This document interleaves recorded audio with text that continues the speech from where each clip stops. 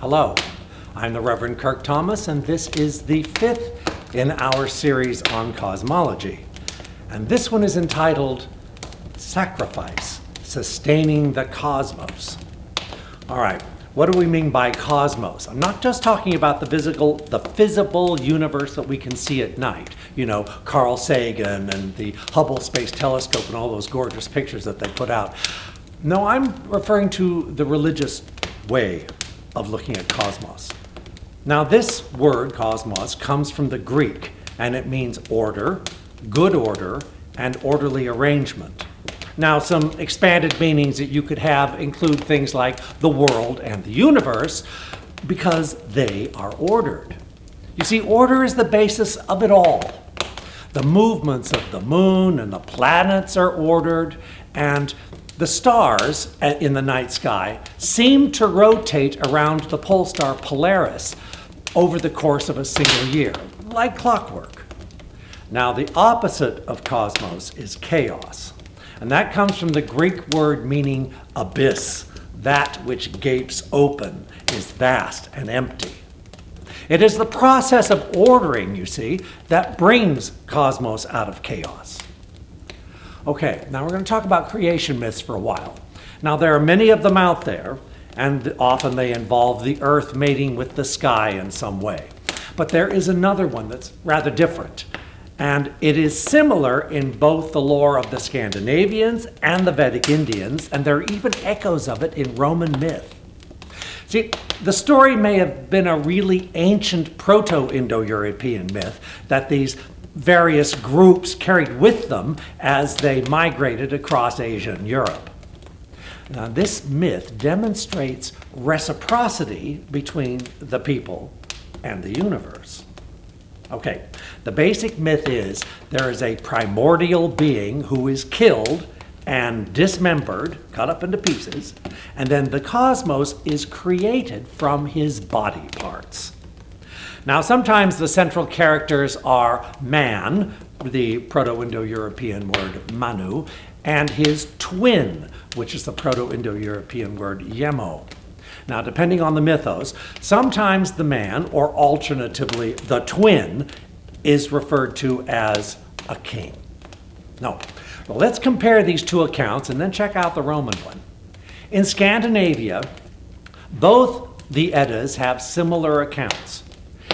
In time, a frost giant named Ymir, which comes from the Proto-Indo-European yemo, which means twin, appears. And the first gods, Odin, Vili, and Ve, kill Ymir and cut up his body to build the cosmos. Of Ymir's flesh the earth was shaped, of his blood the briny sea, of his hair the trees, the hills of his bones, out of his skull the sky. But of his lashes the loving gods made Midgarth for sons of men. From his brow they made the menacing clouds, which in the heavens hover. So, what we see here is that the gods literally use the body of Ymir to create everything. The skull becomes the sky, the flesh becomes the land, his blood becomes the sea. Now, in Vedic India, this time man is the sacrifice, not the twin. And the man, in Vedic Indian, it's Parusa, which means man, person, human being, is used to create the cosmos. The man is the offering, and from his sacrifice come the animals, the verses, the meters, the chants, and the sacrificial formulae. Also, the viraj, which means ruling or rule, comes from this man, and man comes from the viraj. So man is also connected to kingship. Now, from the Rig Veda, Book 10, Hymn 90, verses 11 and 13 through 14, we see, when they apportioned the man, into how many parts did they arrange him? What was his mouth? What his 2 arms? What are said to be his 2 thighs, his 2 feet? The moon was born from his mind. From his eye the sun was born. From his mouth Indra and Agni. From his breath Vayu was born. From his navel was the midspace, from his head the heavens developed, from his 2 feet the earth, and the directions from his ear. Thus they arranged the worlds. Do catch on that Indra is the king of the gods, Agni is the god of fire, and Vayu is a god of wind. So, when we compare the two myths, we can see that only the head is used the same way, to make the sky or the heavens. But the idea of the primordial offering exists in both of them. Now let's look at Rome really quickly. Now, Roman myth is not the same as Greek myth. Now, the Romans adopted a great deal of Greek myth by the late Republic, but before that, Roman myth was really more civic and not religious. So that the stories about the heroes and kings back in the time of the kings and the early Republic actually reflected actual myth. And many of these stories paralleled the myths of other Indo-European cultures. There are 2 Roman myths about the founding of Rome that reflect the themes in the 2 myths from Scandinavia and Vedic India that we just talked about. The first is the killing of the twin at the founding of the city, and the second is the dismembering, or cutting to pieces, of the founder. Now, Romulus and Remus were the twins who planned the city of Rome at the beginning. But the question remained, who would name the city and who would rule it? Well, they had to decide, so they used augury, which is a kind of divination using the flights of birds to decide the outcome. Well, Remus, over on the Palatine Hill, first saw 6 vultures. But then his brother Romulus saw 12 vultures, and therefore he won. And Remus was not happy about this at all. Now, we see from Livy on the death of Remus, the more common report is that Remus contemptuously jumped over the newly raised walls and was forthwith killed by the enraged Romulus, who exclaimed, "So shall henceforth with every one who leaps over my walls." Romulus thus became the sole ruler, and the city was called after him, the founder. Now the second story. Rome considered itself to be the center of the cosmos. I mean, it even reflected in the old phrase, all roads lead to Rome.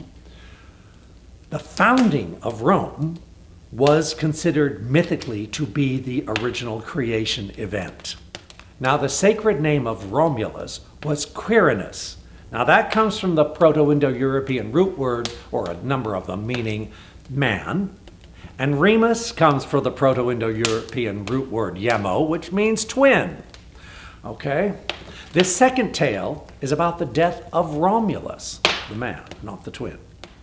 The usual story was that Romulus disappeared during a great thunderstorm while he was addressing his people. But in Plutarch's Life of Romulus, chapter 27, there's a different story. But some conjectured that the senators, convened in the temple of Vulcan, fell upon him and slew him, then cut his body in pieces, put each a portion into the folds of his robe, and so carried him away. Now, Dionysius of Halicarnassus later wrote that the senators, taking those body parts, went home and buried them. All right, the historian Walter Burkert has argued that by being placed in the earth, Romulus became the earth, which is a form of creation of the cosmos. All right, so let's talk about something that's related that will help us understand all this. There are these 2 words, macrocosm and microcosm. Now, macrocosm is Greek, and it means big world, the universe writ large.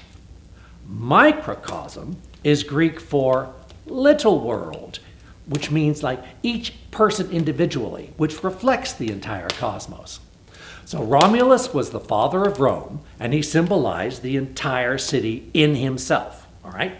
Now, once he died and was dismembered, the senators who took his parts away and buried them became the patres, the fathers in his place. Now, each senator became a part of the whole once the original whole, Romulus, was gone. Now, the descendants of those senators, who were senators themselves, would come together in the Senate to meet over the centuries. And when they did so, they were in essence bringing together, or as it were, reassembling the original father that their ancestors had torn asunder. So the macrocosm, Romulus, was torn apart, and the microcosm, each senator and his descendants, would come together and mythically recreate the macrocosm again, making what was many parts whole again. So you could say macrocosm equals microcosm and microcosm equals macrocosm because it goes both ways. Since the original being was sacrificed and his body parts used to create the cosmos, so sacrifices made by the people work to sustain that cosmos. Now, in the Rig Veda, there's a hymn that shows the cutting up of the sacrificial horse had to be done in a very special and ordered way. Remember, cosmos is about order. Now, the last half of these two verses come to the point.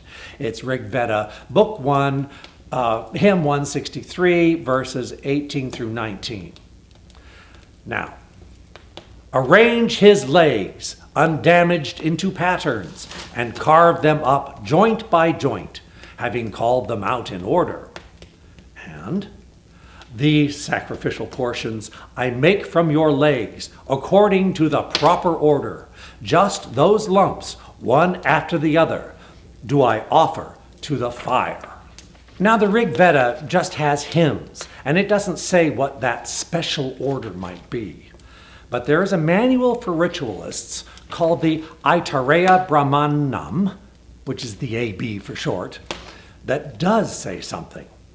In AB Book 2, Chapter 6, there is some commentary. Turn its feet northwards, make its eye go to the sun, dismiss its breath to the wind, its life to the air, its hearing to the directions, its body to the earth. In this way, he places it, connects it, with these worlds. Now, this is almost an exact reversal of the sacrifice of man we just saw earlier in Rig Veda 1090. Whereas the man sacrifice was used to create the cosmos, the macrocosm, here the horse sacrifice gives the horse a microcosm back to the cosmos. You know, as above, so below, as below, so above. You see, making offerings sustains the cosmos, and in return, the cosmos sustains us. We give offerings of food to the spirits and cosmos, and in return, we receive more food and good things through the harvest and the ritually shared meal. You know, there's another good thing that we get out of cosmos, and that's healing. In Irish lore, there is the story of Dian Cecht and his son Miach, which we can see in the tale of the Second Battle of Moytura. Now, the king, Nuadu, can no longer rule because he lost his hand in the first battle, and only someone who is perfect may rule. So Dian Cecht made him a new hand out of silver. But Miach outdoes his father by growing a brand new hand on the king's arm over the course of 9 days and nights. Well, Dian Cecht was furious. He struck his son 3 times, but each time Miach was able to heal himself. Well, then Dian Cecht cut out Miach's brain, and the boy died. But the story continues. After that, Miach was buried by Dian Cecht, and 365 herbs grew through the grave, corresponding to the number of his joints and sinews. Then Iarmid, Miach's sister, spread her cloak and uprooted those herbs according to their properties. So we see, the death of Miach brings about healing herbs into existence. Now, offerings through sacrifice feed the cosmos. In return, the cosmos regenerates life. The sacrificed animal gives food to the family, promoting life.